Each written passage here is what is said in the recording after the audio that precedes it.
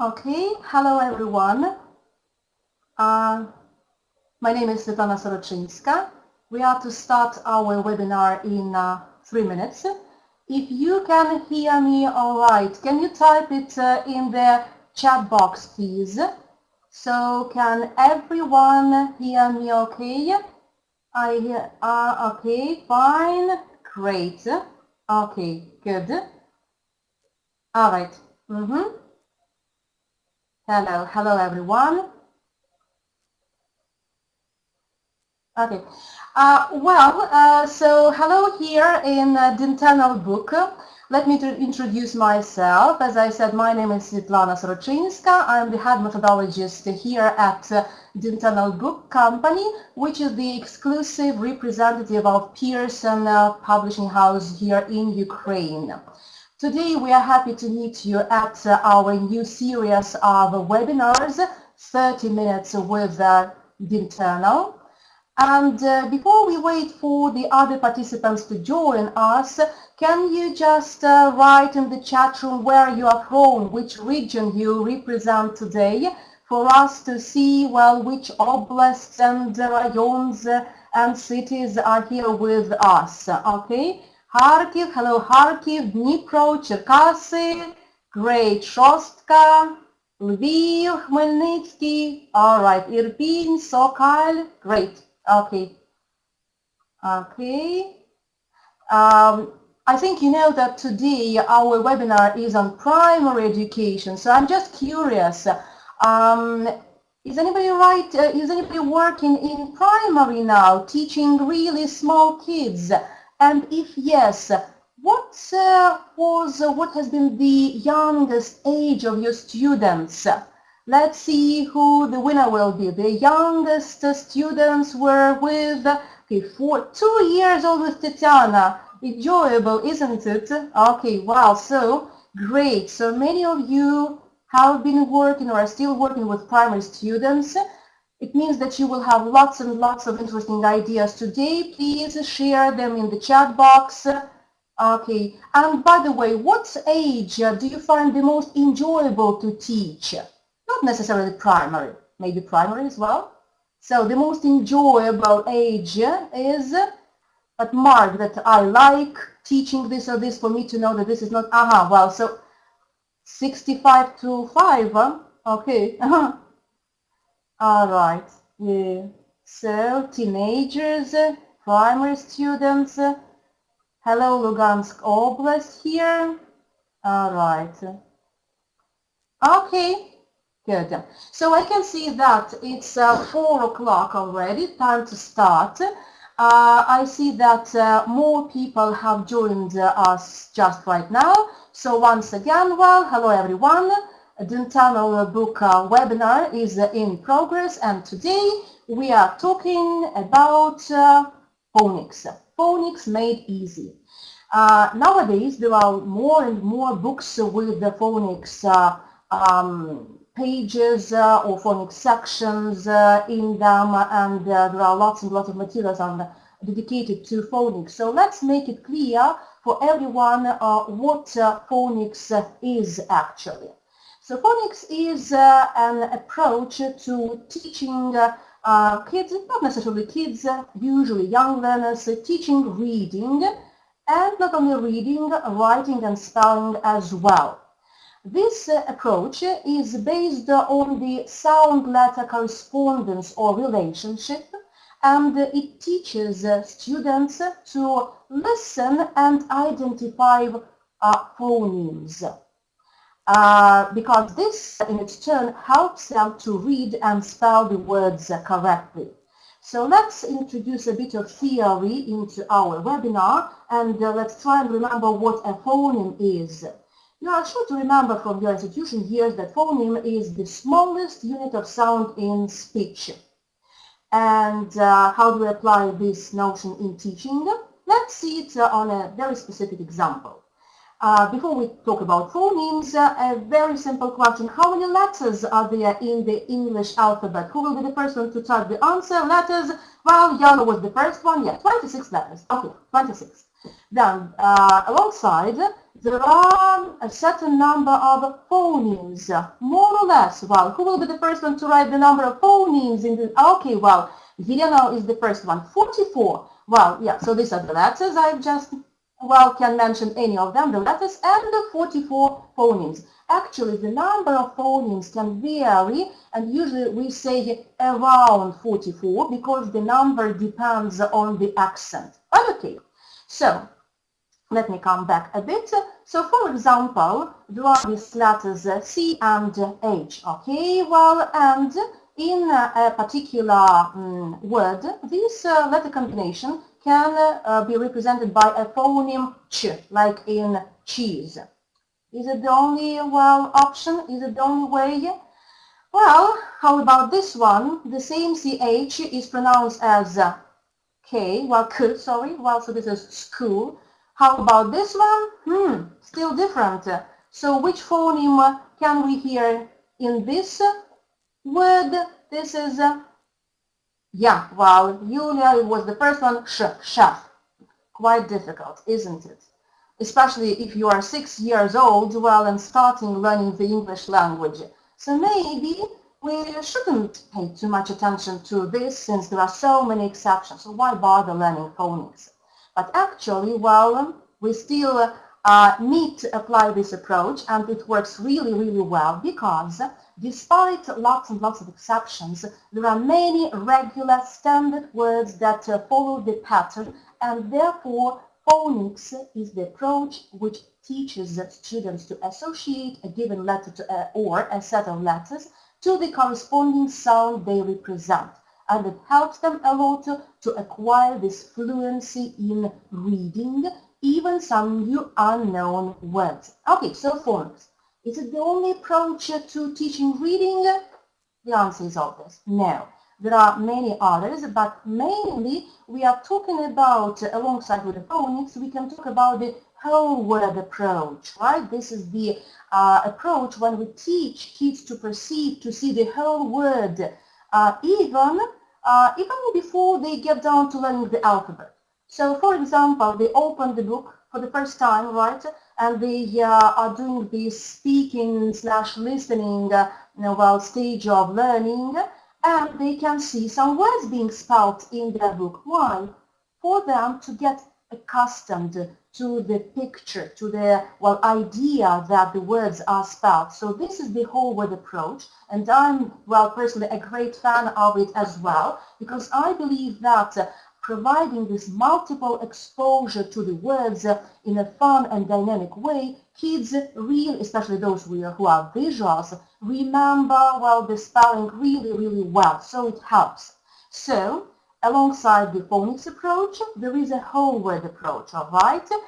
Besides, it's our tradition to introduce the alphabet very early, at a very early stage of English learning. This is not a must, actually. There are other ways, not necessarily the letters need to be introduced in the alphabetical order, but we have this approach in our, especially state schools, and spend quite a lot on teaching kids the letter names.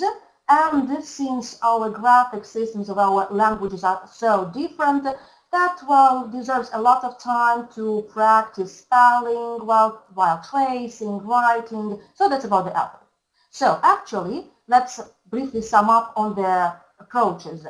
We can start from the whole word approach from day one, when kids open the books, the English books. Then, after the speaking or listening month or so, we start introducing the alphabet. It doesn't mean that the whole word approach stops here while it proceeds. And once the alphabet is mastered, the kids are ready for phonics, when they will be trying to use these letters in different order to form and read and write the words. Today at our short webinar, we're going to look at the lesson and at the lesson stages of presenting and practicing phonics, a phonics lesson in the first form.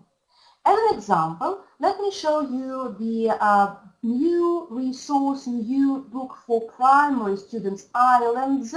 Well, this is the new book from Pearson, And here on the slides, you can see the very first lesson on phonics in this book.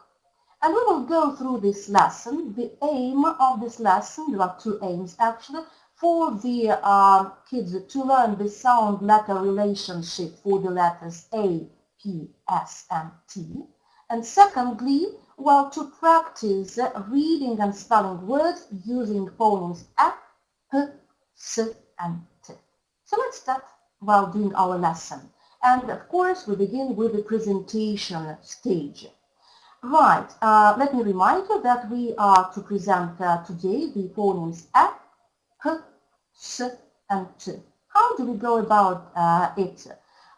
We can start with those words starting with A and sound A that students know already. For example, they might have learned the word ant. So first, well, we can show them their picture, which they already know from learning their alphabet, well, words, and we try to elicit the word for them to tell us what the word is, ant, and then we focus their attention on the sound. Ant. Okay. Here, well, we can also elicit other words starting with the sound A, familiar to the kids, such as apple, or maybe some names of your students will begin with the same sound as well, and it's very motivating for the students to know that their name also contains this phoneme, like Anna. All right. So we present in the same way all the other phonemes relying on the words already familiar to the kids. It's just easier for them. By the way, it's a great idea to involve some action activities into the presentation process. For example, when presenting the sound or phoneme A, you can show as if you are biting, well, you are making a great bite of an apple, like You can try it. Well, right now, you will see that it's a good sound. When presenting the phoneme P, you can pretend as if you were puffing off the candle, showing the snake in the grass will help your kids to associate it with the sound S. And, for example, playing tennis, okay, like this. I'm not very good at tennis. Well, we'll help them remember the sound T. Okay, so we've done the presentation, and before actually working well with the practicing phonemes and practicing production, why not spend maybe a minute or so on recognition activities? Because really, something that seems so easy for us may be a bit challenging for some of the kids. So at this stage, well, I usually put the cards around the classroom and I ask the students either to point to the correct word picture when they hear the sound T, P, or, well, any other. They can walk towards the picture, they can turn with their whole body to the picture, or, well, they like it, maybe they can smack their picture if, for example, the cards are lying on the desk or on the floor. And again, once again, well, at this stage, I focus not on the words. They may know that this is an ant or tiger, but on the sounds, on the phonemes. P, T, A, S. Fine. Now, well, it's high time to open the books and to get down to more practicing. And if you've got a really well-developed, well-written phonics resource, you have lots and lots of fantastic listening developed specifically for the phonics lesson. Like here, in this lesson, the kids will first listen to both the name of the letter, which is already familiar to them, and to the sound A. So first they will hear A, P, P, S, S. We are not asking here them to repeat it, for them just to be aware that there is a difference. In the next exercise, they are to hear, to listen to these sounds and repeat them. Well, say the same and so on. All right, well, so we've done the presentation, we've done some recognition activities, and now we are, well, aiming for production. We can start with something easy and enjoyable, something like, for example, mouthing the sound. If you have a look at the screen, at the video screen, well, can you recognize which phoneme am I trying to mouth now? Okay, yeah, well, yeah, that's really it. This is not that easy to mouth all the other phonemes and for the kids to understand, but then you can just whisper to the kids, and I will whisper to you, and so on. Well, so either mouth or whisper, make it fun for your kids. And after that, again, well, you encourage your students to pronounce this sound, not a word that may be easier for them. They know the tiger is tiger, but they pronounce only t, p, s, and a. Okay. And at this stage, we have been all the time at the level of sounds, individual sounds. It's all very well, yeah, but we are to make words from these phonemes and sounds. That's why it's time for blending, right? As you well understand, blending is the process of merging a couple or more of phonemes to make a word. How does this actually work? When we introduce well, blending activities, we usually rely on so-called CVC words. Now, well, who will be the first one not lazy to type what CVC stands for? Okay, what types of words are they? Types of sounds. Yeah, consonant, vowel, consonant. Okay, fine. Agree. If this is about consonant, vowel, consonant, then how about a small task for you? Have a look at these 6 words. 2 of them are not CVC words if we are teaching phonics, if we are talking about a phonics lesson. Which 2 of them, you can type the numbers, are not CVC if this is about phonics? Okay. Okay, I can see some correct answers. 2 words, okay, are wrong ones. So, we are talking about phonics, right? So this is about sounds. Consonant, vowel, consonant, sound. So if hot consists of 3 phonemes, hot, then how about cow? Ow is a diphthong. The same with toy. So actually, from the phonics perspective, cow and toy are not the CVC words because we are talking about phonemes, not letters.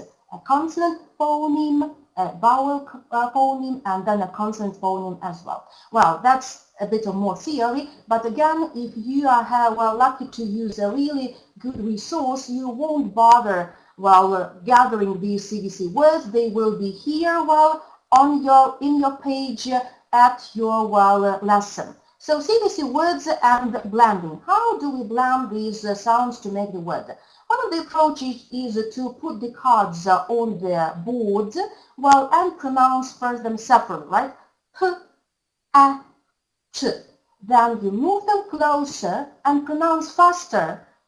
And faster, or you can say at, and finally there is the word pet. Well, and then you can practice this activity. So say it slowly, say it fast. Say it slowly, say it fast, until the kids understand that this is pet. Not necessarily there should be the cards, and you can just write the words on the board and then make them look and sound as one word.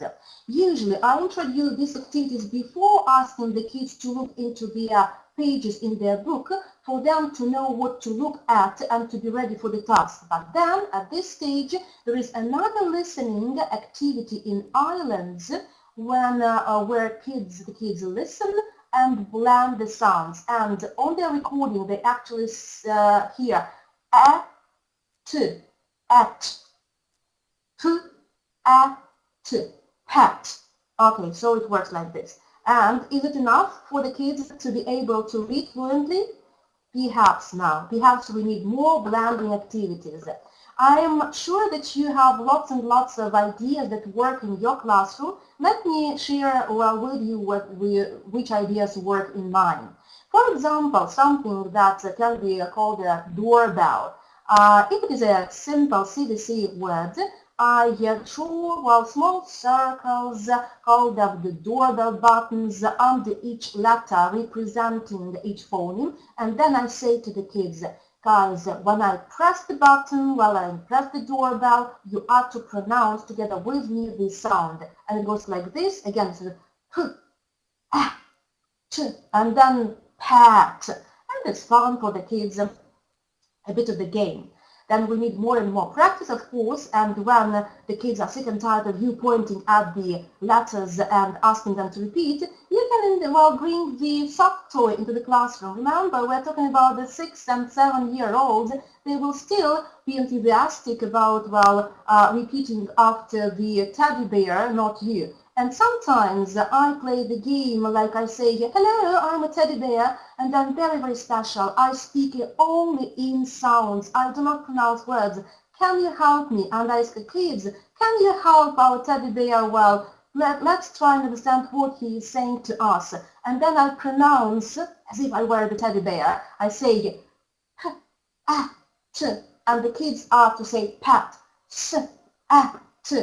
And this is a listening activity, of course. Well, this is a pure listening comprehension. Well, and students are to blend the sounds together. And of course, we need more and more, practice. I usually rearrange the cards on the board, asking the kids to read in various order. But here we are focusing on the same group of words which we are practicing in this lesson. All right. I can see that you are sharing your ideas in the chat box. Great. Now, can I arrange a short, but really, really serious test for you? Have a look at the screen, and my question is, which button followed the first phonics words, ABC, CVC, or BBC? And the correct answer is, again, Julia was the first one, so this is CVC. All right, CVC words. Another question is, merging phonemes together to make a word. What do we call it? What's that? If it is merging phonemes together to make a word, this is blending. Okay. Now, alongside with the blending activities, yes, here it is blending, there is the opposite process. The kids are to be able to distinguish particular sounds, particular phonemes, when they hear a word. So actually, here we are talking about segmenting, and there always should be present some activities in the classroom aimed at segmenting the ability of kids to see, to hear, some elements of the word. At this stage, I ask some individual students to underline the phoneme, to underline the letter representing a particular phoneme which I'm naming, like this, t, h, and they underline, then say a, and they underline. So they focus on the constituents, on the elements of the word. And again, only after that do we open the book, and we do a very similar activity here in their islands course books.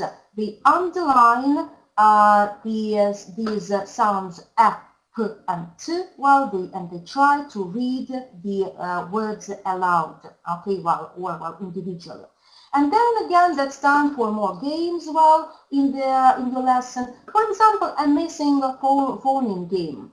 If I show the kids, the pictures with some missing phonemes and ask them actually to name the missing sound, not again to pronounce the word, but say a, p, s, and later on I can actually try and do it with the pictures like this for them to come up with the missing sound.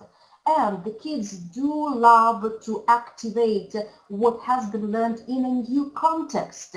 Here in Islands, in the activity book, my kids have the chance to do very interesting activities when they actually can see, well, what words we are talking about. So here, for example, they are to find and circle the notions, right, which we've been practicing, like pat or tap.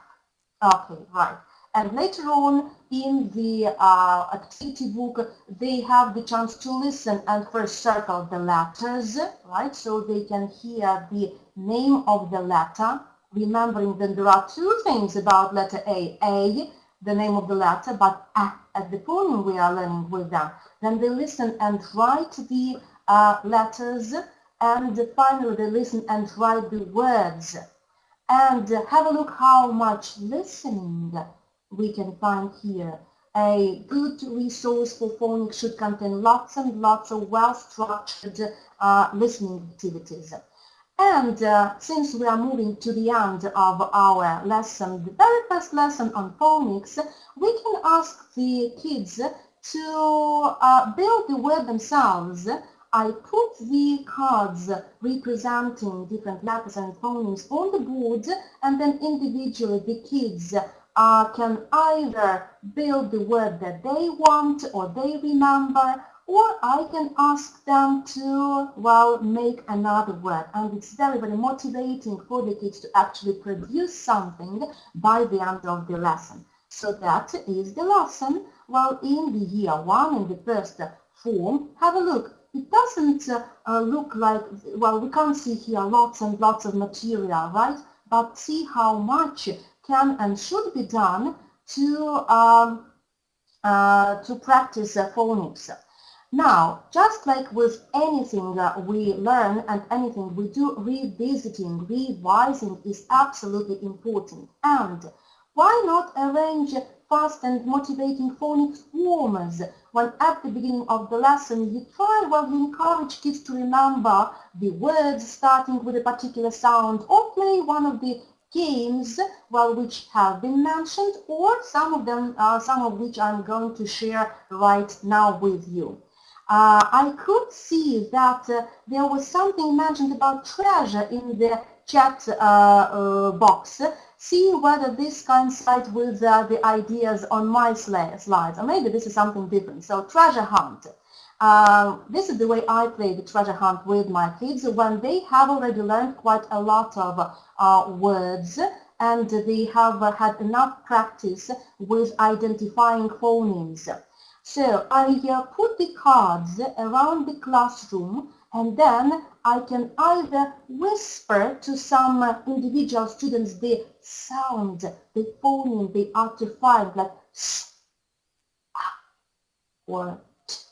Or, well, if the level is okay, I can provide them with small pieces of paper with words, and again, we are focusing on the first sound here. So while they run around the classroom, they can leave their pirate sign once they have found, well, the word, and they are to pronounce not the sun, right, but s, or, well, k for cat.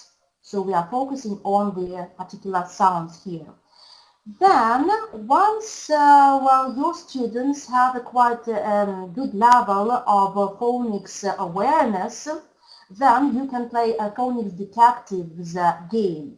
And the idea of the game is to ask the kids to find the words that contain a particular phoneme in the text that they have already read with you and worked with in the familiar text. For example, well, I can ask them, guys, try to find the phoneme s, or the sound s, in the words here in this text. So this is another text from Ireland, but the one which my students have already read, and they know what it is about, they know all the words, so that's familiar to them. And it requires, of course, good level of understanding what we are doing, good reading skills, but hopefully later on, not maybe in year one, they will be able to find not only such obvious, well, words as see, containing the phoneme s, but something more challenging and more complicated like science, because learning phonics actually doesn't stop at year 1 or year 2. That has to be practiced more and more throughout the primary while learning. And not only primary, because later on we'll focus on diphthongs, we'll focus on more complicated words, not only CVC words. So that's very good practice for all the levels. So we've had a look with you at the very first lesson of phonics in islands. Have a look at the second one. That's the second unit, and see, well, more material, more words. But what I would like you to pay attention here to is that now the words that we are practicing contain the phonemes from the first lesson, such as p in tip or pen, and the phoneme a was learned at the lesson number 1. So this is how it should work, right? In a very structured, systematic way, so that what has been learned is added to what is being learned now. All right, and once again, I do love the approach in islands that all the words are illustrated. So even if it is not your active vocabulary, the kids actually understand what they are practicing and what they are reading, and they love it. So let's have a look at the approach of the phonics acquisition, phonics skill acquisition applied in Ireland. So first, students hear lots and lots of material, right? And they can listen to different sounds and phonemes, and lots of activities for recognition. They hear and recognize them. After that, they are taught to blend these sounds together, more practice, and finally they read. Are they able to read all the words, all the exceptions? No, not at this stage, but they have a good base, they have good knowledge of the typical regular words, how they are to be read and pronounced. Okay, well, to sum up, I think you will agree that reading in the English language is not the easiest thing, right? It's like the code containing lots and lots of tricky things. But phonics does help in cracking the code of reading. It helps the kids to proceed with reading more complicated words. Once again, I do want to emphasize that, in my opinion, only the combination of whole word approach, of the phonics approach, of learning the names of the letters, perhaps while acquiring, learning alphabet, helps a lot in reading. And once again, I want to emphasize that the Island series by Pearson is an exceptionally good from many perspectives, but teaching reading is absolutely great here. And besides, you could see that lots and lots of vocab is introduced even in the phonics lessons. So that's it. Well, that was our very short webinar, 30 minutes with the internal book. If you found that some of these ideas might be helpful to your colleagues, please recommend this webinar to your colleagues, because this webinar will be conducted once again on the 9th of March, 5 p.m. Me here again. Well, and if you are interested in more ideas for primary, please register for our next webinar conducted by my colleague Olena Mihaduy. That this one or these two webinars will be about stories. You do know that there are pages with cartoon and stories in the primary books, and Lena will share her great ideas how to work best with these pages and with this material. So there will be two webinars on the 14th and the 23rd of March. Well, please remember that you can register on elt.dinternal.com.ua. Okay, well, so that's it for now. I thank you very much for joining our webinar, and let me remind you that all of you will receive the email with the certificate that you can print with your name. You can type in your name, while so check your email box for your certificate.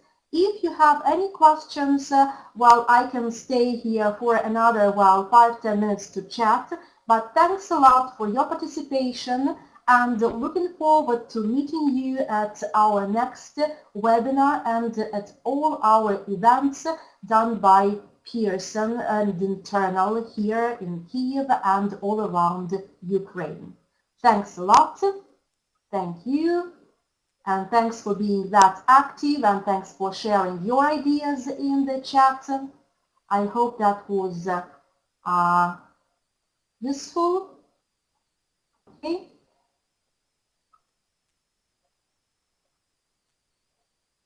All right, there is a question about the pre-primary resources for 3-year-old learners.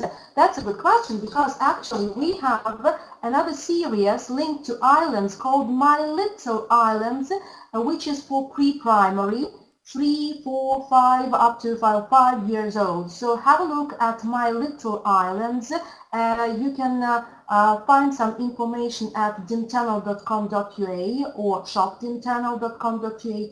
Besides, have a look at the series of Pockets, another good resource, or you will be recommended more in the showroom. My First English Adventures is another option, but I would really recommend you looking at My Little Islands, because later on you would comfortably proceed to the Islands series.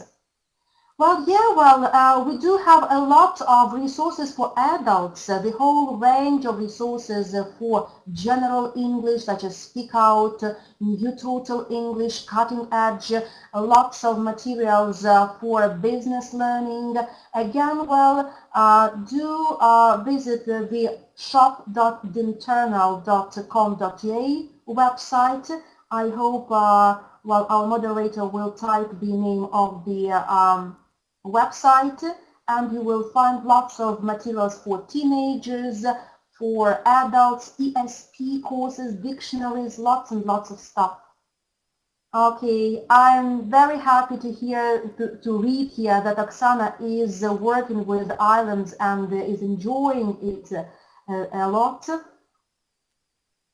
Thanks a lot.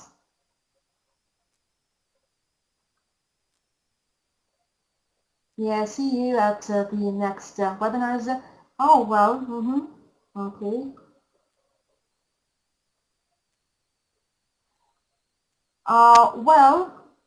There is a question about other events on islands. If you have a look at this website, which is on your screen, elt.dinternal.com.ua, you will find lots of materials here, as well, both the webinars which we conducted last year, and also the presentations and short seminars on islands. So do visit our website, and you will enjoy watching lots of video stuff on all our resources, islands including. Okay, what book do you recommend to use after islands?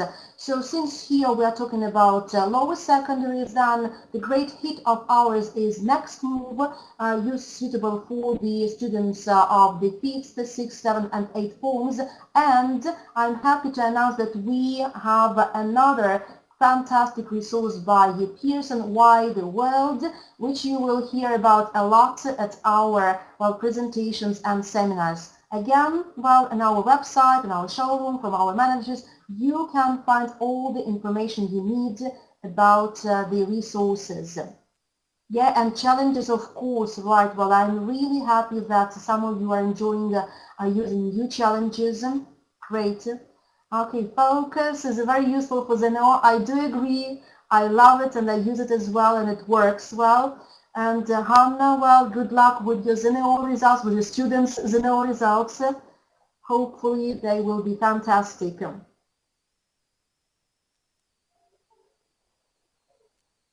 Okay, another resource which is very good for Zeno is Activator, Longman Activator and Accelerator. Well, that's a great thing to use for Zeno.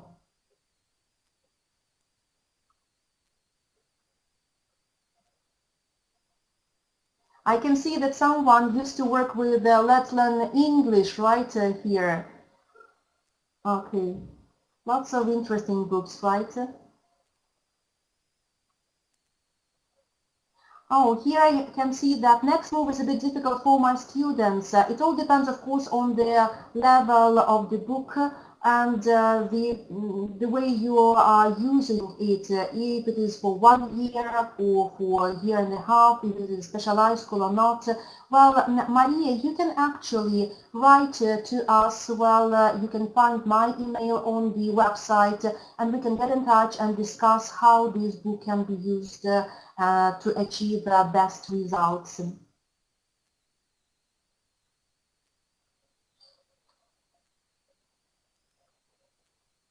All right. So thanks a lot. Well, see you at our next webinar. Once again, the next topic is on the 14th of March, but don't forget to recommend your colleagues who couldn't well watch this one, because the same webinar will be repeated on the 9th of March. Thank you. Goodbye. Well, have a nice day. Bye-bye.